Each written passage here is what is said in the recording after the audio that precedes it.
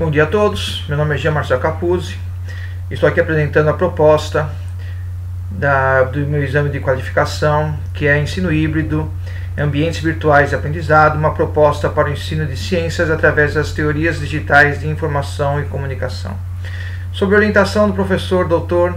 Carlos Alberto Moreira dos Santos. Introduzo o meu trabalho falando um pouquinho da rede mundial de comunicação e o grande avanço que tem ocorrido nos últimos anos, não só em quantidade de pessoas conectadas à rede, como também a extensão dos arquivos que hoje são transferidos, que são partilhados entre as pessoas, né? Cada vez maiores em termos de vídeo, qualidade, e isso faz com que a rede mundial seja hoje o grande conector de pessoas, né, superando TV, telefone e outros meios virtuais. Também a internet das coisas, em que logo tudo nas nossas casas, os aparelhos, não só eletrônicos como elétricos, estarão interconectados, e um toque dos dedos nós poderemos acessar as luzes, os automóveis, televisores, né, a partir de uma única central, talvez até por comando de voz. Bom, toda essa revolução digital não poderia deixar de fora a educação. A educação, ela vai usar essa tecnologia para complemento da educação e também para motivação dos alunos e outros fatores que nós vamos apresentar durante a nossa proposta aqui. A proposta é baseada em algumas teorias educacionais, as quais eu passo a apresentar. A primeira delas são os estilos de aprendizagem de Felder. Os vários estilos de aprendizagem são determinados, né, por características próprias de cada um dos alunos, e eles são divididos da seguinte maneira. Primeiramente, na parte da ação, existem alunos que são os ativos. Eles gostam de botar a mão na massa, de aprender fazendo. E os reflexivos, né? Eles gostam de pensar sobre o assunto, né? Apresenta-se a ele uma proposta e ele vai pensar sobre o assunto, buscar informações, né? Então ele vai refletir sobre.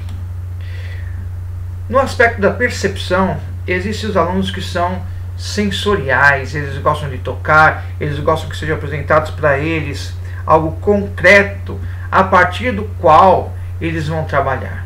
Já os intuitivos, eles gostam de fazer pressupostos, eles gostam de tentar achar aquilo que está escondido, digamos assim, né? Trabalhar então com a sua intuição.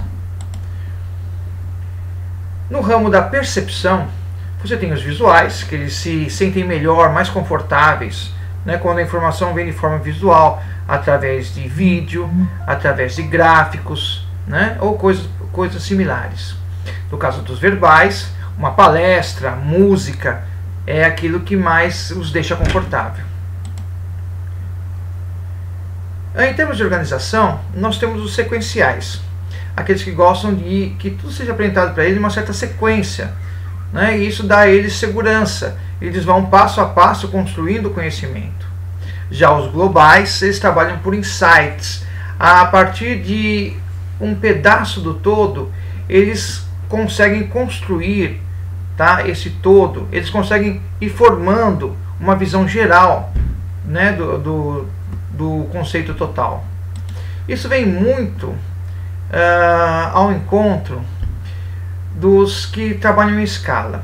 Você tem os indutivos, aqueles que têm as partes, tem todas as partes, né, já, digamos assim, introjetadas, já têm assimiladas as partes e fazem esse trabalho de fazer uma visão geral de tudo. E os dedutivos trabalham do genérico, do geral, para o específico. Então, eles também, os dedutivos têm muito, os globais têm muitos de dedutivos, né? E também esses estilos de aprendizagem, eles não são únicos para cada indivíduo, né? Tem indivíduos que têm um, dois ou mais desses estilos, né, que se completam, ok? E isso é muito interessante na hora de você projetar as atividades da sua proposta, você tem esse quadro geral e tenta, né, da melhor maneira possível, englobar o máximo de estilos possíveis. Isso você vai vendo, tá, durante a nossa apresentação. Também, como base da nossa proposta, nós temos o socio-interacionismo de Vygotsky, onde, fazendo uma comparação com o construtivismo, né, nós temos as 4, digamos assim, porções básicas de cada uma dessas propostas. No quesito interação, no construtivismo, o sujeito ele interage com o objeto a ser estudado, né, procurando formas, né, de aumentar o seu conhecimento daquele conceito.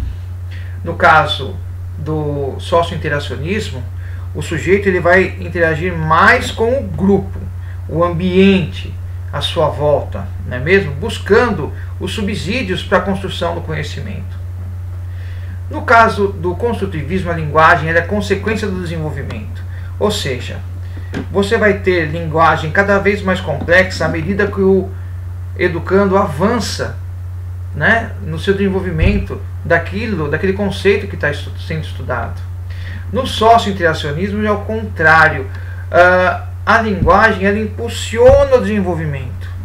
A linguagem daquilo que é apresentado ao educando é que vai motivá-lo, certo, a buscar o conhecimento.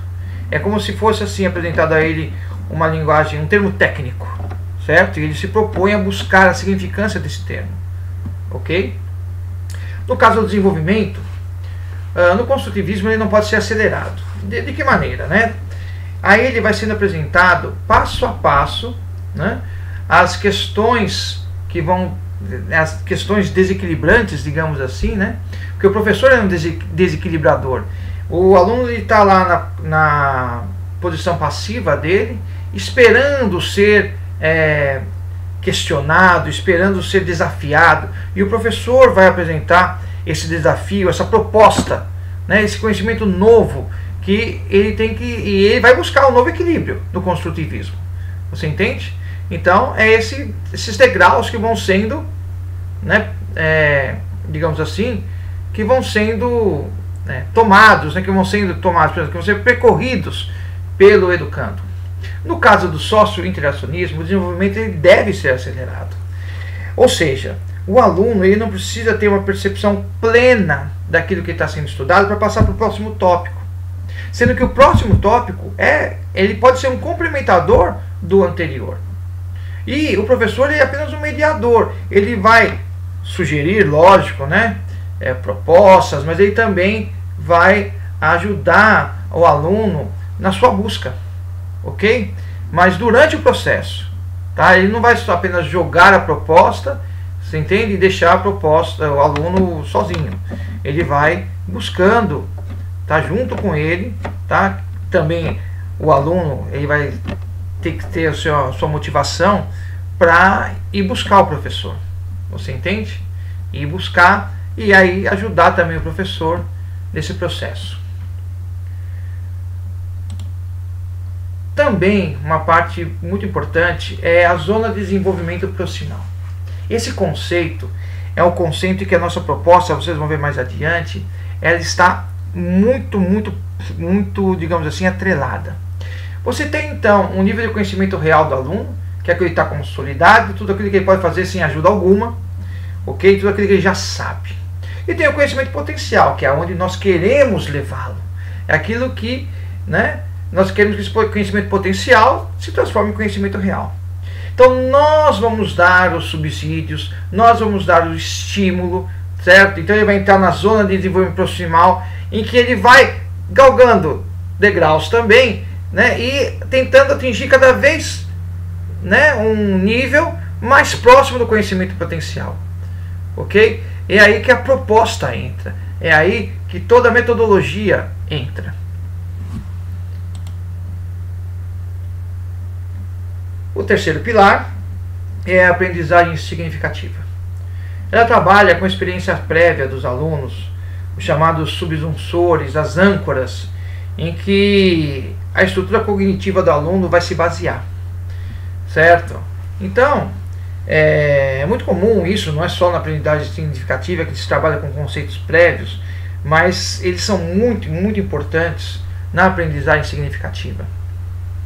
A personalização do conteúdo, é lógico que nós não podemos, nós deveríamos, né, seria o ideal, né, personalizar uma metodologia específica para cada aluno, né, dado os estilos, por exemplo, de aprendizagem de Felder, você entende? Mas isso aí é muito difícil para a estrutura escolar atual do Brasil. Mas nós podemos sim tentar o máximo possível de personalização do conteúdo, buscar essa personalização com propostas diferenciadas de atividades, né, com propostas diferenciadas de avaliação e tudo mais. Lógico, dedicação e motivação são fatores assim, pressupostos assim que não podemos descartar de maneira alguma. Eles são pressupostos que eu falo que são pressupostos de looping, ou seja, ele alimenta o outro. Quem é dedicado se motiva, quem se motiva é dedicado, e isso vale tanto para o professor quanto para o aluno. Lógico, buscando o final, né, o alvo, que é a assimilação do conteúdo, a assimilação do conhecimento. Alguns aspectos da aprendizagem significativa muito importantes vão ser apresentados mais para frente, ainda dentro da nossa proposta, ok?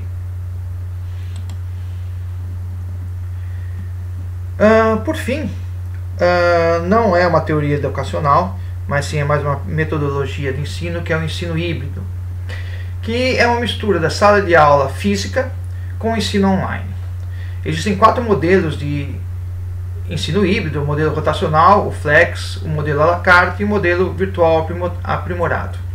Dentro do modelo rotacional, como podem ver, nós temos a rotação por estação, o laboratório rotacional, a sala de aula invertida e a rotação individual.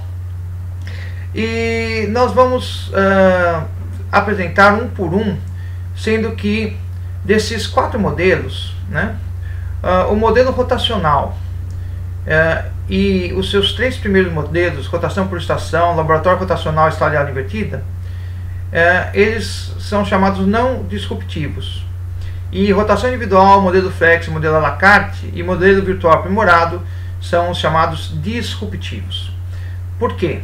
Porque eles necessitam de algo a mais do que a vontade do professor para serem realizados. Eles necessitam de uma organização estrutural de gestão, de coordenação, para que eles sejam implementados no ambiente escolar. Então passamos agora a falar sobre cada um deles. A rotação por estações, ele é um processo em que o aluno vai passar por, digamos assim, bases, né, estações onde ele terá a instrução do professor, né, ou seja, a aula de viva voz. Depois ele passa por estações colaborativas, em que você pode ter atividades, né, sobre a matéria lecionada, e também instrução online, né?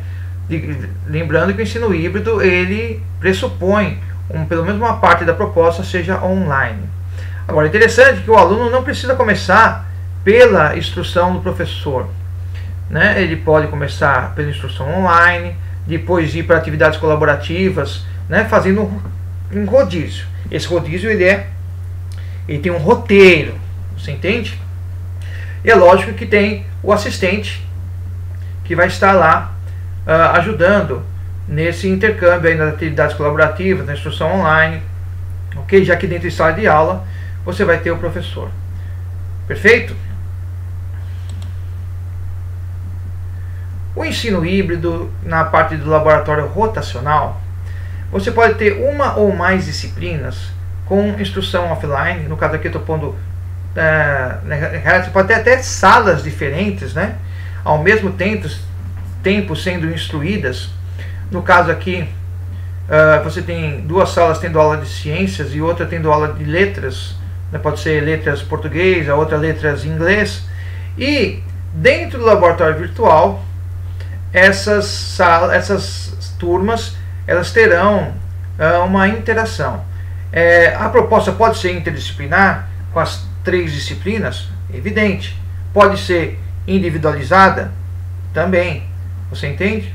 E o aluno, ele pode ir de uma a uma dessas aulas, né? E você pode pôr, dependendo do tamanho do seu laboratório, né, todas as turmas juntas, ou uma de cada vez, tendo aula no laboratório virtual. Perfeito? Agora, a rotação individual, ela é assim disruptiva, porque o aluno, ele vai escolher aonde ele vai primeiro, se é na instrução offline, se é nos grupos de projetos, se é no seminário, se é na intervenção, e ele vai em algum momento buscar o laboratório virtual. Perfeito? A ausência, né, na realidade a presença do tutor, ela é opcional, certo?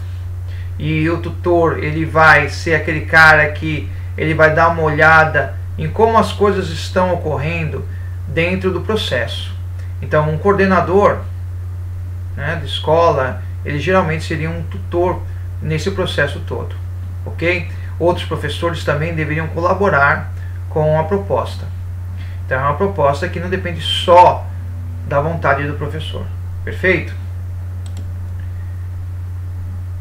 O ensino flex, ele é talvez um dos mais, digamos assim, que o aluno fica mais livre. O aluno ele pode interagir tanto na área social com outros alunos, indo nas diversas salas de discussão, no laboratório de ciências e também no espaço colaborativo e de estudos do ambiente virtual. Então, são propostas, né, bem mais complexas, em que você tem realmente que, dentro da proposta de ensino daquela instituição, um roteiro elaborado em que o aluno tem que cumprir, não importa em que ordem, né, as suas atividades. Perfeito? O ensino à la carte é um ensino que o aluno vai fazer praticamente todo em casa, tá? Ele é um ensino online em que o aluno ele escolhe um ou mais cursos a serem feitos na sua casa. Os tutores e professores estarão sempre online à sua disposição, perfeito? E somente em raras ocasiões ele vem para, digamos assim, uma interação com outros alunos pessoalmente, ou então vai ter alguma aula, certo? Tirar alguma dúvida em sala de aula. Perfeito? Das propostas de ensino híbrido, é talvez aquela em que o aluno ele fique mais tempo em sua casa, tá? Porque é lá que ele vai realizar os cursos. E é de lá que ele vai ter o acesso aos tutores, via telefone, via internet. Bom, o virtual aprimorado, ele é muito parecido com a sala de aula invertida, em que, na realidade, os alunos vão sim ter que buscar, né, instrução online de conteúdos, mas sempre vai ter o apoio presencial do professor. Vai ser sempre um professor em que ele vai buscar, certo, tirar dúvidas com ele, tá? E que ele vai poder acessar também essa dúvida através do laboratório de informática ou dentro da sala de aula, né, no aprendizado offline. Perfeito? E a nossa proposta, ela vai acontecer, mais adiante eu vou reforçar isso, com a sala de aula invertida. A sala de aula invertida é onde os alunos na sua casa vão buscar instrução online, né, e conteúdos, e as práticas e projetos, dúvidas, todas vão ser retiradas em sala de aula. Então, obrigatoriamente, o aluno vai ter que estar em sala de aula, enquanto que em algumas das propostas anteriores, né, principalmente na Flex e na à la carte, o aluno ele tem a opção de não estar em sala de aula, né, em algum momento do desenvolvimento. Perfeito? Agora, sobre a sala de aula invertida, qual a diferença do ensino tradicional né, para a sala de aula invertida. Bom, basicamente, antes da sala de aula, o aluno, ele não, antes da aula ocorrer, né, perdão, o aluno, ele está livre, entre aspas, está ocioso, essa seria a palavra melhor. Perfeito? Durante a aula, ele vai ter uma aula expositiva, vai realizar atividade, e depois da aula, a atividade de fixação. Que na realidade, ele pode jogar aqui para cima, logo antes da aula ocorrer, não é mesmo?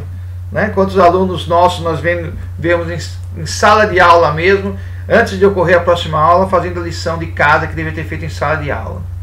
Na sala de aula invertida isso não acontece porque antes da aula, os alunos obrigatoriamente eles vão estudar os conceitos online, que serão abordados em sala de aula. Eles vão ter que vir com esses conceitos, pelo menos, né, em um certo grau de assimilação, ou seja, eles terão que buscar, certo? Terão que se mexer antes da aula. Porque durante a aula eles vão tirar dúvidas, eles vão nos grupos de discussão, perdão, vou voltar o slide.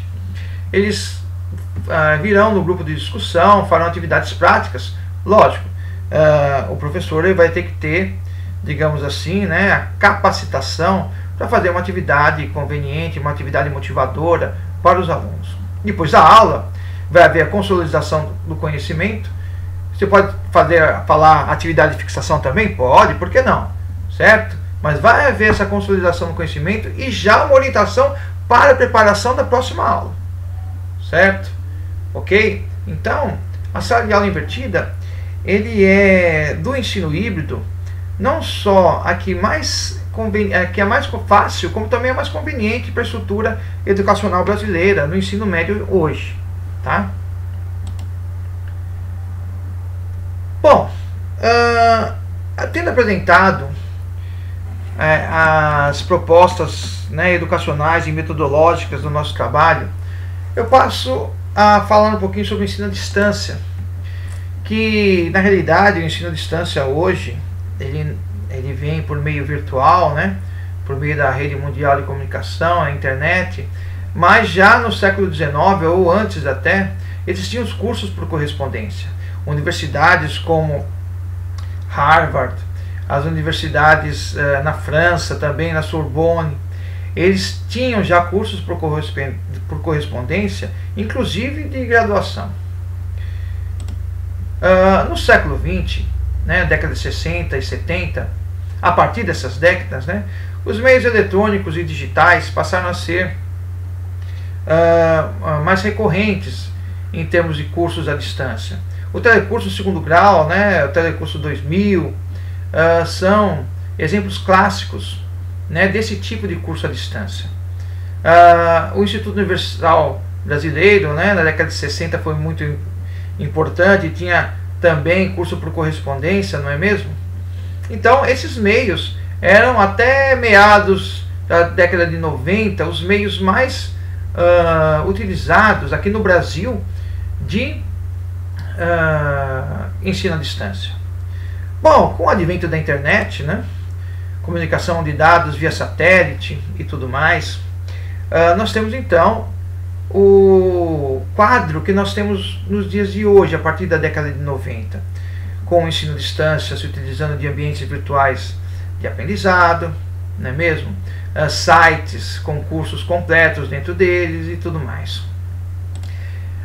E falando sobre ambientes virtuais de aprendizagem, nós temos que o Bassani ele caracteriza o ambiente virtual de aprendizagem como um conjunto de ferramentas computacionais que permite a criação e o gerenciamento de cursos à distância, potencializando processos de interação, colaboração e cooperação. Sendo que esses processos de interação e colaboração, nós vamos falar um pouquinho mais sobre eles mais adiante, né? Sobre, por exemplo, as redes sociais.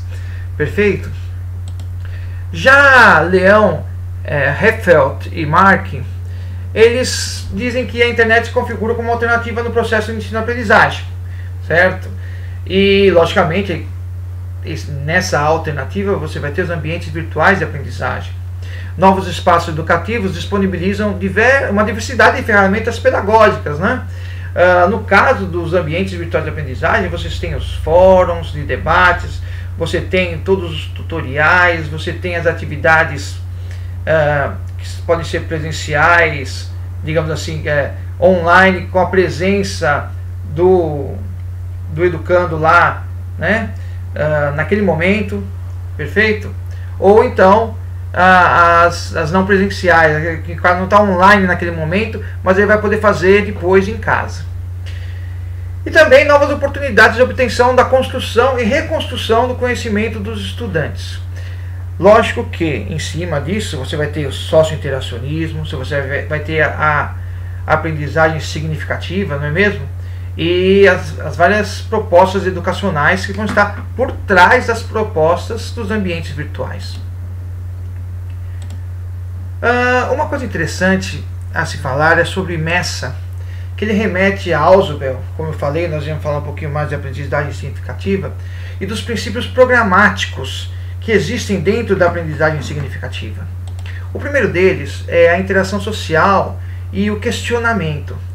Os ambientes virtuais de aprendizagem, eles são ótimos para isso, e são ótimos para você lançar dentro dos fóruns os questionamentos. Outra coisa que acontece é a não centralidade do livro-texto. O livro-texto ele não vai deixar de existir, certo? Mas ele não vai ser, digamos, a peça central de aquisição de conhecimento. Você vai ter várias outras formas, né, métodos de aquisição do conhecimento.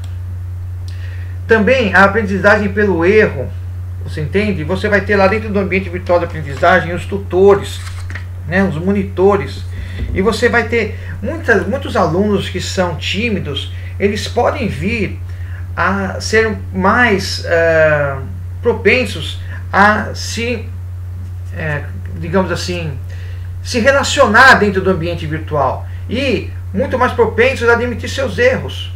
Você entende? Então, essa aprendizagem pelo erro, que está presente, lógico, em todas as propostas educacionais, uma proposta educacional nunca seria sequer cogitada se a aprendizagem pelo erro não estivesse presente de alguma forma dentro dela. Ela também está presente na proposta de Ausubel. A incerteza do conhecimento.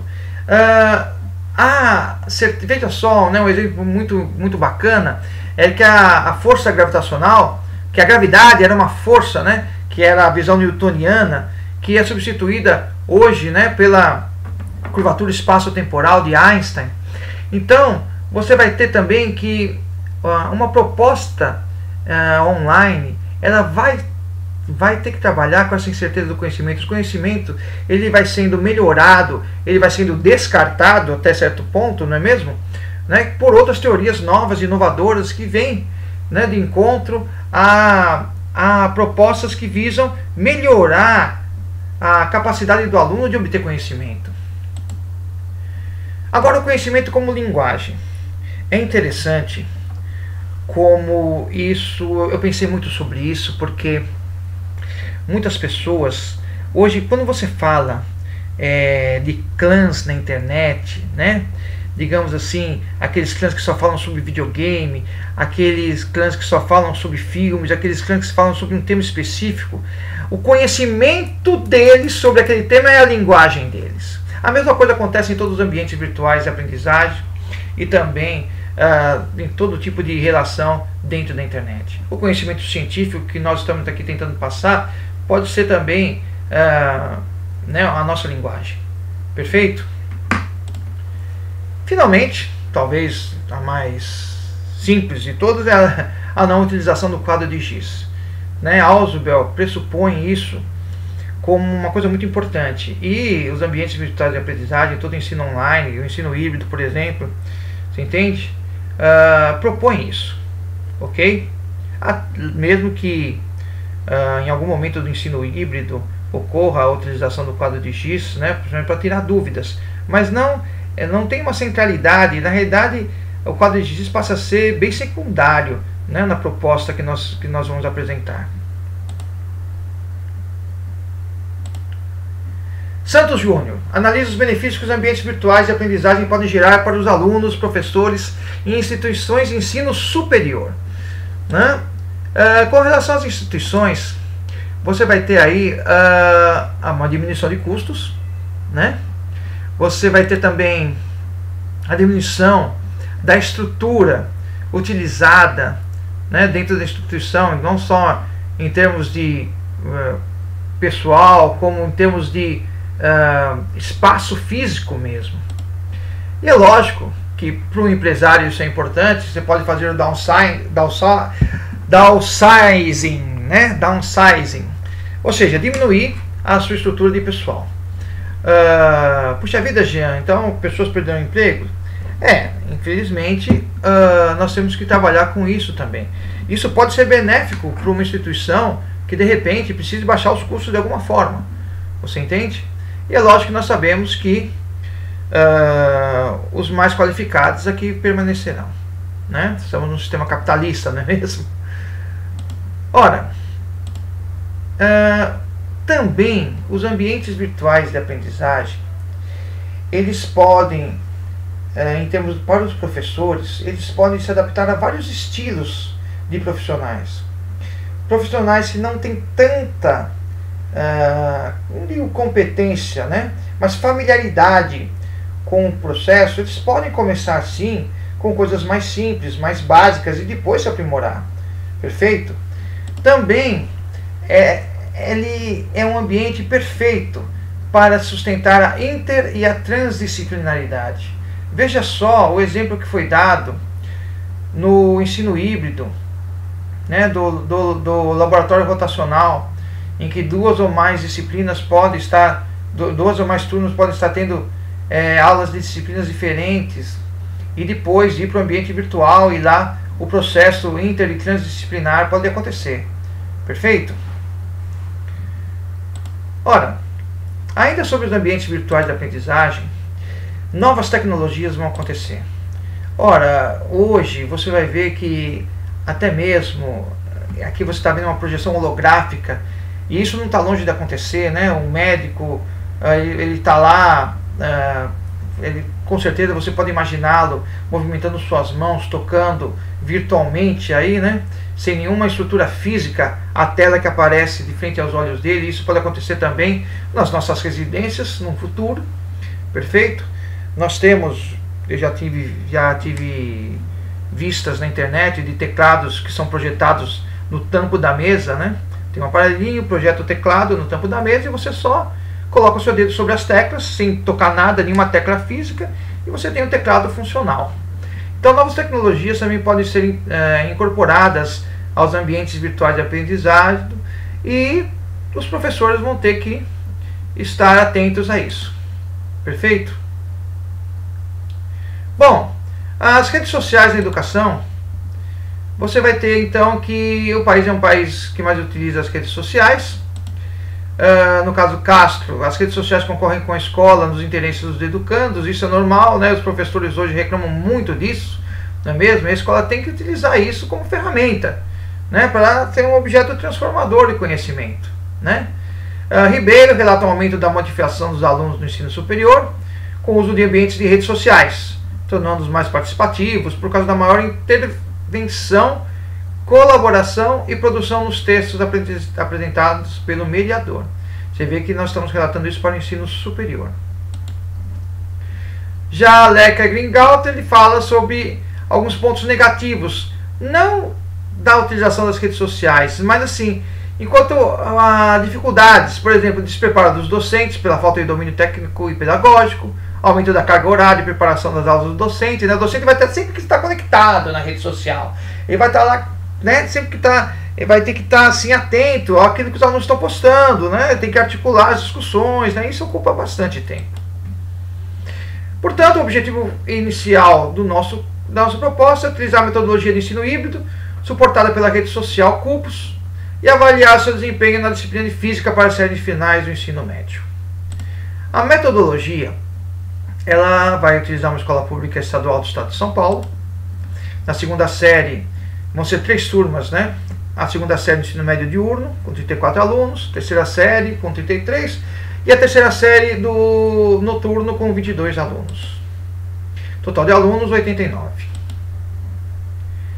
Nós vamos usar a sala de aula invertida de uma versão modificada, porque os alunos, a maioria deles não vão ter acesso online em casa. Você entende? Então, o acesso online será dentro da sala de informática da escola. Os instrumentos adotados, né, vão ser os mais diversos, né, para também abranger aqueles estilos de aprendizagem de Felder. Vídeos, texto, atividades escritas, atividades online, utilizando diversas plataformas diferentes, como o Cubus, que vai ser apresentado logo mais, o Google Forms e também o YouTube. Bom, na primeira aula, né, primeiramente nós teremos um experimento embrionário, que a motivação do experimento embrionário é identificar os fatores limitantes do processo, né, problemas que vão acontecer internos ou externos da rede, dificuldades dos alunos na interação com o sistema estadual da rede e sala de informática. Foi muito difícil colocar todo mundo dentro do sistema estadual, né? E identificar dificuldades na interação com a plataforma Cubus, que é uma plataforma nova, brasileira, é um ambiente virtual de aprendizagem, que nós vamos apresentar. Na primeira aula, o que acontece, né? Foi na sala de vídeo, apresentamos o projeto, apresentamos a plataforma Cubus para os alunos, tá? Na segunda aula, nós teremos, foi na sala de informática, cadastramos os alunos na rede do Estado, cadastramos na plataforma Cubus e fizemos a inscrição na rede Gabriel Prestes dentro da plataforma Cubus. A terceira aula, que foi a primeira aula do curso de ondulatória com a segunda série do ensino médio, dentro da sala de informática também, eles assistiram ao vídeo introdutório, eles leram o texto de apoio em PDF e resolveram exercícios em PDF e entregaram em uma folha separada, certo? Aqui está uma tela do ambiente Cubus da aula 1. Eles assistem o vídeo, aqui embaixo você tem a aula, que eles vão fazer o download em PDF, e né, eles vão ler o texto de apoio, perdão, e depois os exercícios serem feitos, que eles vão entregar em folhas separadas. Já na quarta aula, voltamos à sala de informática, né, assistir ao vídeo de apoio, ler o texto de apoio em PDF, e depois eles não vão entregar no questionário escrito. Eles vão para o Google Form responder os questionários. Tá? Aí é a segunda aula, o vídeo de apoio, o material, né, que eles vão fazer o download, e nos comentários da aula depois eles iriam ser direcionados para o Google Forms. Na quinta aula, fechamento da atividade, nós demos um feedback para os alunos sobre o seu desempenho, revisão dos conceitos que ainda precisavam ser reforçados, né, dada a análise das questões que eles responderam nas aulas 1 e 2. Isso foi feito em sala de aula, com lousa e giz, perfeito? E avaliação informal dos alunos sobre a atividade, se gostaram, não gostaram, né, alguma proposta ou outra que eles teriam sobre a atividade. Durante a primeira aula, constatou-se uma empatia da turma com a proposta, eles gostaram da proposta, né, principalmente a mudança de ambiente e o uso da sala informática. A apresentação da plataforma Cubus gerou um misto de curiosidade e receio, né, pelo uso parecer, no primeiro momento, complexo. Né? Na segunda aula, que foi o cadastramento dos alunos na rede da escola, né, o primeiro passo, que foi realizado na Secretaria Digital, ele foi moroso, os alunos demoraram para se cadastrar, né, é um processo bem lento, né, e praticamente eu tive que um por um ajudá-los, né, a se cadastrar. Já na plataforma Cubus foi mais rápido, né? Mas só depois de cadastrados na rede do Estado eles poderiam usar os computadores. Para isso, por incrível que pareça, foram necessárias 2 aulas. A terceira aula, ela foi considerada satisfatória, né, porque eles conseguiram atingir o propósito, que é navegar com facilidade através da rede, localizar a aula e realizar uma atividade proposta. 93,3% dos questionários obtiveram 100% de acerto. Olha só que interessante, né? Esses 100% eles têm pouca significância, pois houve uma possibilidade de troca de informações entre os alunos na sala de informática. Eu estava sozinho com eles, né? E constitui um ambiente ideal para uma replicação de resposta. Mas o intuito dessa aula não era esse, né?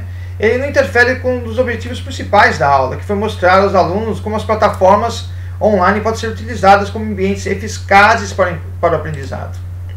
Já na quarta aula, os alunos acessaram com bastante facilidade o ambiente, havendo alguns que tiveram que reaver as senhas, né, porque perderam a senha do Estado. Realizaram com sucesso a atividade, que foi monitorada, desta vez pelo professor, e um aluno da série superior da terceira série, que trabalhou como monitor voluntário para essa atividade. a distribuição de pontos, tá? Foram 5 questões.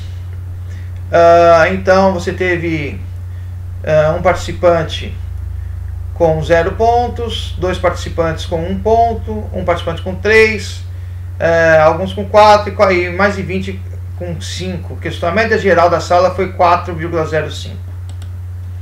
A primeira questão teve um acerto de 84%, versando sobre andas mecânicas transversais contiformes, como vocês podem ver no anexo que está aí nas mãos dos senhores, né, do questionário. A questão 2, 84% de acerto. Questão 3, 90,6%. Questão 4, 75%. Questão 5, 71%. E as considerações sobre esse experimento embrionário são estas, né? Que a atividade foi satisfatória, eles foram apresentados essa nova ferramenta e conseguiram utilizá-las satisfatoriamente, com eficácia, né? O desempenho do aluno foi satisfatório nas 2 atividades propostas, a primeira tendo o principal objetivo a ambientação dos recursos, né, da plataforma, e a segunda uma real proposta de aprendizado. Dificuldade principal, né, foi ter que os alunos não puderam fazer suas atividades em sala de aula, então precisamos realmente ir para a sala de aula, para a sala de informática, né? Então foram 2 aulas a mais que ocorreram, né, a mais do que o previsto, porque tivemos que cadastrá-los todos na sala de aula. A ferramenta Google, do Google Forms, né, como complementar aos recursos da plataforma, também foi efetiva. E uma avaliação informal, né, dos alunos, né, com adjetivos como legal, muito boa, ótima probabilidade, cativante. Eles gostaram realmente da atividade. Agora, quais são os próximos passos, né? Primeiramente, a implementação de uma avaliação prévia e póstuma para a melhor avaliação dos aprendizados do aluno, ou seja, uma pré e um pré e um pós-teste. Depois, na sala de aula invertida, deve ser feito utilizando o laboratório de informática, né? Nós vimos isso através do experimento embrionário, então, realmente, todo mundo para a sala de informática já na primeira aula. Houve também a necessidade de melhorar a avaliação subjetiva dos alunos em relação ao projeto, passando de uma avaliação informal para uma avaliação formal, através de um questionário. A apresentação da proposta a 2 salas de aulas distintas da 3ª série do ensino médio, ou seja, fizemos com a 2ª série do ensino médio o experimento embrionário. Agora nós vamos realmente para o experimento principal, né, tentando não repetir os erros do primeiro. Vai ser utilizada uma sala do ensino diurno, outra do noturno. Por quê? Né? Comparar a realidade e as dificuldades dos 2 períodos, né? Aumentar o número de alunos que executaram as tarefas e objetivando uma melhor avaliação dessa proposta. Os próximos passos, né? Também a professora de português sugeriu uma atividade de interpretação de texto, que já foi inclusive executada, né, e na tese vai estar lá toda a avaliação dessa atividade. O uso do Cubos como rede social, ele deveria ser melhor explorado no experimento principal, e praticamente não foi explorado como rede social no experimento embrionário. O produto de todo o trabalho, ele vai ser exposto, publicado no canal do YouTube, e vai haver um vídeo, né, expondo a utilização da plataforma Cubo pelos alunos e pelos professores, e também o manual em PDF para a execução da proposta por hora apresentada. Muito obrigado a todos. É isso que eu tenho para vocês até agora, né? Até mais.